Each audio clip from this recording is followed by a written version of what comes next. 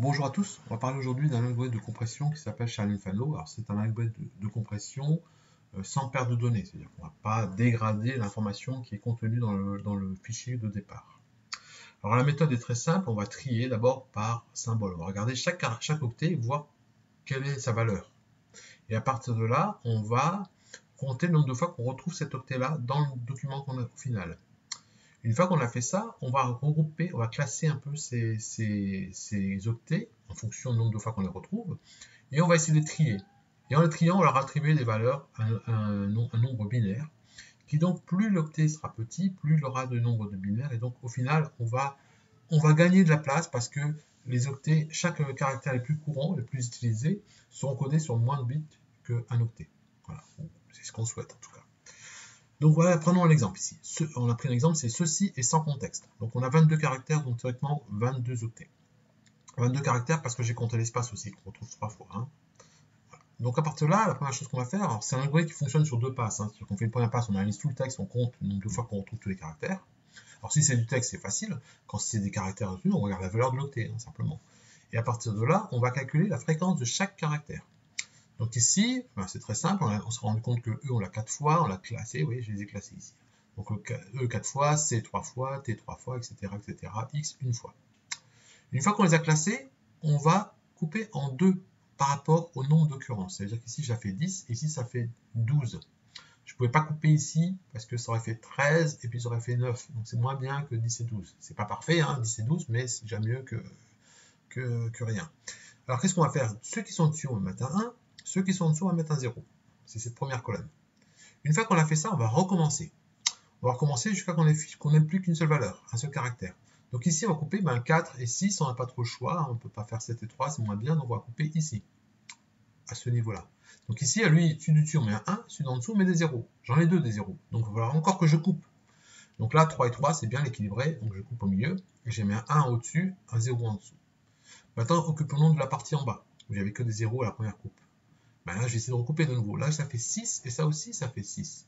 Donc, je vais couper à ce niveau-là, pour que ça fasse 6 et 6. Donc, je vais mettre 1 ici, et des 0 en dessous.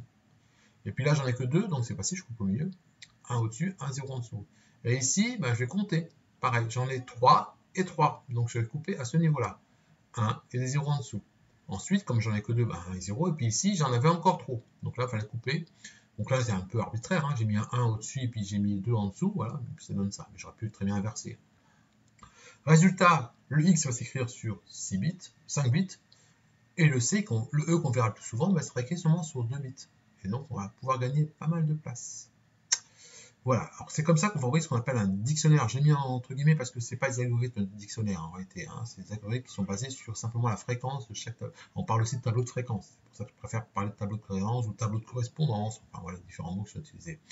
Donc on va attribuer le E, c'est 1, 1. Le C, ce sera 1, 0, 1, etc., etc., etc. Voilà comment c'est fait.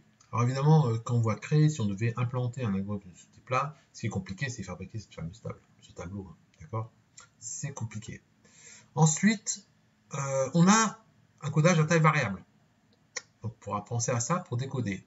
Il y a un avantage dans tout ça, c'est que par exemple, le codage est fait de façon à ce qu'il n'y ait pas ce qu'on appelle des préfixes.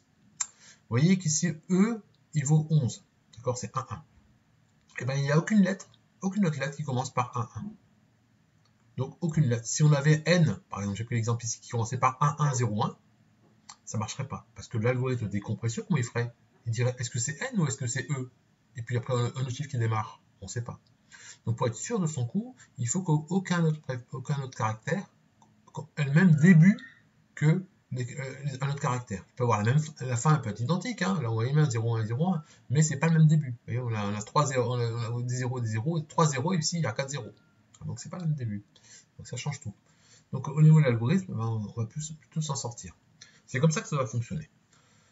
Maintenant, à la seconde passe, qu'est-ce qu'on fait? Une fois qu'on a la tableau, on va utiliser le dictionnaire et donc on va tout réécrire.